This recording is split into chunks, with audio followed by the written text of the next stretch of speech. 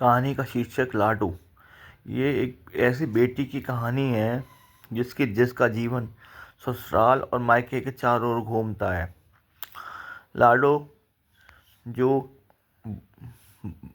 ब- पैदा हुई माँ बाप के आस के आश्रय में, और माँ बाप का प्यार मिला, भाई का प्यार मिला, और भाई का प्यार मिला उसके संरक्षण में बड़ी हुई। भाई ने बहन का बचपन देखा, बहन ने भाई को अपना दुलार दिया, माँ बाप ने अपने आंगन में उसे खिलाया, और लाडो धीरे धीरे बड़ी हुई और जवानावस्था में आई और उसका विवाह हुआ। विवाह के बाद कुछ समय पश्चात लाडो विधवा हो जाती है, और उसके ससुराल में तो जेठ होते हैं जो उसकी कोई जेठ जेठानी दोनों कोई मदद नहीं करती। पर यह है कि माँ बाप की दी हुई शिक्षा, मायके से मिला हुआ ज्ञान, और उसकी पढ़ाई, उसकी शिक्षा उसके जीवन का आधार बनती है। लाडो धीरे धीरे धीरे अपने आप को अपने पैरों पे खड़ा करती है और एक प्राइवेट संस्था में नौकरी करती है।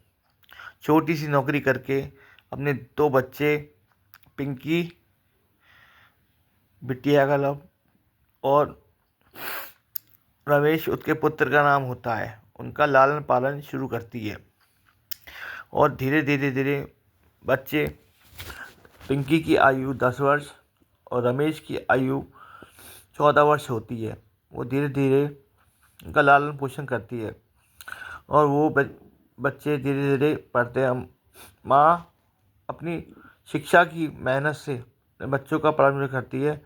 बच्चे जब जब उन आयु पिंकी की आयु 15 वर्ष और रमेश की आयु 17 वर्ष होती है, तो वो माँ का सहारा बनना शुरू हो जाते हैं।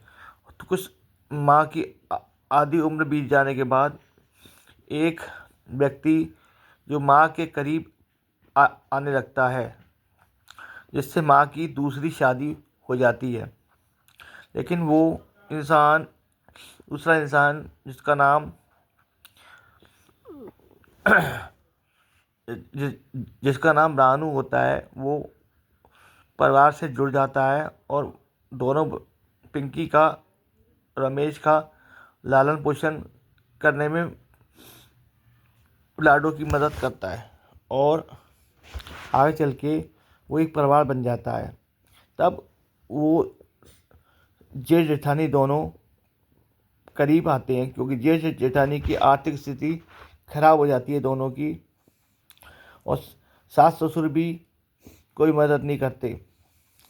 लेकिन उनकी आर्थिक स्थिति पिंकी की माँ लाडो और रमेश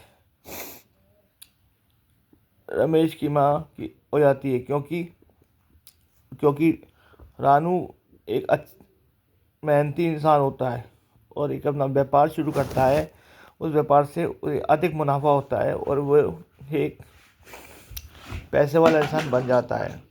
ये सब देखकर उसके जेठ जेठानी लाडो के करीब आने लगते हैं, पर लाडो की इंसानियत देखो, वो सब कुछ भूल जाती है और वो उनका सम्मान करती है, क्योंकि लाडो ने यही सीखा है कि मायके से कि बड़ों का सम्मान करना चाहिए और माफ़ करने में ही जीवन है, और झुकने में ही इंसान का जीवन है।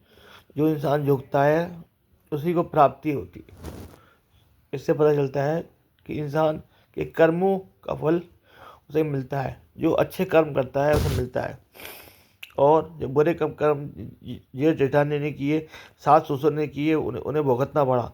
लाडो का जीवन एक सिरे पे खत्म होके न खत्म हुआ, उस सिरे से फिर शुरू हुआ और आगे चलता रहा, और उसका जीवन मंगल में रहा।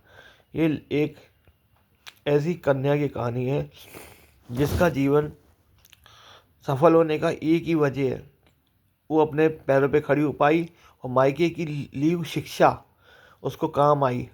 और शिक्षा और संस्कार, अच्छे संस्कार जीवन का आधार बनते हैं।